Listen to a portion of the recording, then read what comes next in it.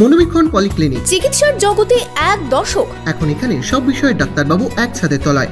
Phone করুন 7477799515 এই নম্বরে।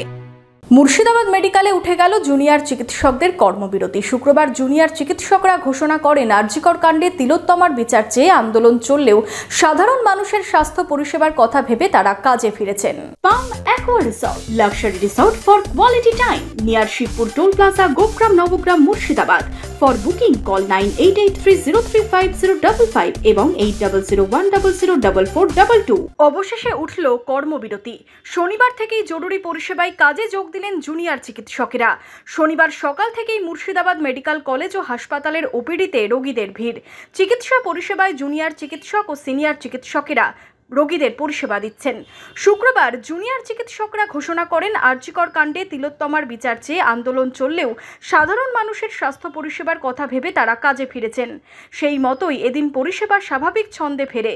জুনিয়র চিকিৎসকরা কাজে ফেরায় স্বস্তি ফিরেছে রোগী ও তার পরিজনদের। আগে যে পরিষেবাটা ছিল, জুনিয়র একটা দুর্ঘটনা ঘটে গিয়েছিল, যেভাবে হোক খুব দুঃখজনক ঘটনা। তা মাঝে খুব মানুষ কষ্ট পেল, রোগী, আমরা সাধারণ মানুষ প্রত্যেকেই। সেখান থেকে আজকে নতুন করে আবার শুরু হয়েছে পরিষেবা, ডাক্তারদের পরিষেবা দেওয়া। আমরা আজকে ডাক্তার দেখাতে এসেছিলাম, তাতে পরিষেবা খুব ভালোই পেলাম। আশা রাখছি পরিষেবা আবার ভালো হবে, এরকম একটা আশা আমরা রাখছি। আরজিকর ঘটনার বিচার হোক, পাশাপাশি সাধারণ মানুষ পরিষেবা পাক, বলছেন হাসপাতালে আসা রোগীরা।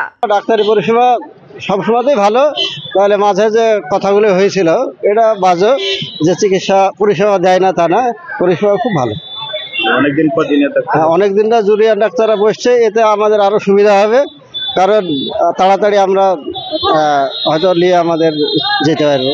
কর্মবিরতি আন্দোলন চলাকালীন মুর্শিদাবাদ মেডিকেল কলেজ ও হাসপাতালে এতদিন অভয়া ক্লিনিকের মাধ্যমে ক্যাম্প করে জুনিয়র চিকিৎসকরা রোগী দেখছিলেন।